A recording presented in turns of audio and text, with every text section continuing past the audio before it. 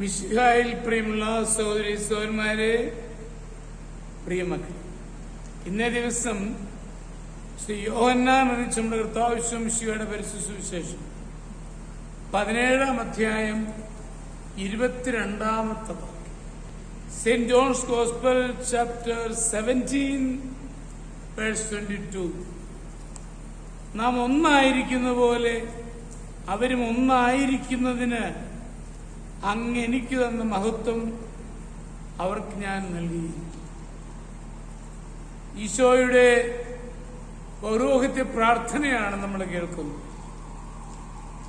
ഈശോയ്ക്ക് ഒരു ലക്ഷ്യമേ ഉള്ളൂ, അവരൊന്നായിരിക്കണം, അവരൈക്യത്തിലായിരിക്കണം എന്നുള്ളതാണ്.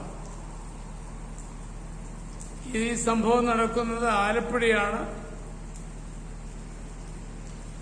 തന്റെ പറമ്പെല്ലാം ക്ലീനാക്കി വേർതിരിച്ച് ഭംഗിയാക്കിയിട്ടു. അല്പം ധനവാനായ മനുഷ്യനാണ്. അടുത്തുള്ള ഒരു പാവപ്പെട്ട സ്ത്രീ 4 കോഴികളെ വളർത്തുന്നുണ്ടായിരുന്നു. ഈ കോഴികള് ചിലപ്പോഴെങ്കിലും ഇയാളുടെ പറമ്പിൽ കയറുമായിരുന്നു. അയാൾ പറഞ്ഞു, ഒരിക്കലും പാടില്ല, അങ്ങനെ കയറിയാൽ നീ അതിന്റെ വൈഷമ്യം അനുഭവിക്കും. അതുകൊണ്ട് എപ്പോഴും ഈ സ്ത്രീ വളരെ സൂക്ഷിച്ച് ആ കോഴികളെ പരീക്ഷിച്ചു പോന്നു. നല്ലൊരു ദിവസം എങ്ങനെയോ കോഴികൾ കൺട്രോൾ വിട്ട് ആ വീട്ടിൽ പ്രവേശിച്ചു. അതറിഞ്ഞ ഈ മനുഷ്യൻ ആ കോഴികളെ പിടിച്ചു കൊമ്മ ഈ സ്ത്രീയുടെ മുറ്റത്തേക്ക് എറിഞ്ഞു. സ്ത്രീ വരുമ്പോൾ തനിക്കുണ്ടായിരുന്ന 4 കോഴികളിലെ 3 കോഴികൾ ചത്തു കിടക്കുകയാണ്. അവൾക്ക് മനസ്സിലായ കാര്യം എന്താണെന്ന് ആ സ്ത്രീയും മകനും ചേർന്ന് നന്നായിട്ട് ആ കോഴിയെ ഒരുക്കി വറുത്ത് ഭംഗിയായ കറിയാക്കി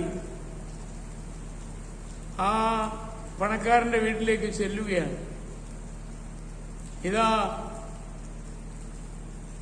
നിങ്ങളുടെ പറമ്പിൽ എന്റെ കോഴി കയറി എന്നുള്ളത് എനിക്ക് മനസ്സിലായി, ക്ഷമിക്കണം,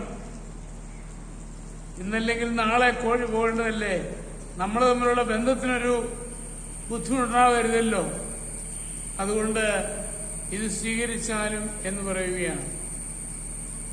ആ ധനവാന് അന്ന് ഉറങ്ങുവാൻ കഴിഞ്ഞില്ല. അങ്ങോട്ട് വൈരാഗ്യം കാണിച്ചുവെങ്കിലും ഇങ്ങോട്ട് സ്നേഹം കൊണ്ട് പ്രതികരിച്ച ആ സ്ത്രീയുടെ ജീവിതം ആ മനുഷ്യന് വലിയൊരു പാഠമായി തീർന്നു. ആ മനുഷ്യൻ മാപ്പപേക്ഷിച്ചു.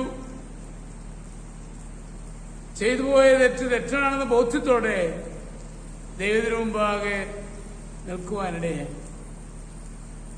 ഈ സംഭവം ഞാൻ പറഞ്ഞതിന് കാരണം ഈശോ ഇന്ന് ഇതാ ഒന്നായിരിക്കുവാൻ, സ്നേഹത്തിൽ ഒന്നായിരിക്കുവാൻ വേണ്ടി നമുക്ക് വേണ്ടി പ്രാർത്ഥിച്ചു. നമ്മുടെ ഭാഗത്തു നിന്ന് ഏതെങ്കിലും തരത്തിലുള്ള കുറവുകൾ അവിടെ സംഭവിച്ചിട്ടുണ്ടെങ്കിൽ ദൈവത്തോട് മാപ്പപേക്ഷിക്കാം, രമ്യതയിൽ ജീവിക്കാം. അതാണ് ദൈവം ആഗ്രഹിക്കുന്നത്. നമ്മുടെ കർത്താവ് മിശിഹായുടെ കൃപയും പിതാവായ ദൈവത്തിന്റെ സ്നേഹവും പരിശുദ്ധാത്മാവിന്റെ സഹവാസവും പരിശുദ്ധ അമ്മയുടെ മധ്യസ്ഥതയും നിങ്ങളെല്ലാവരോടും കൂടി ഉണ്ടായിരിക്കട്ടെ, എപ്പോഴും എപ്പോഴും എന്നേക്കും. ആമേൻ.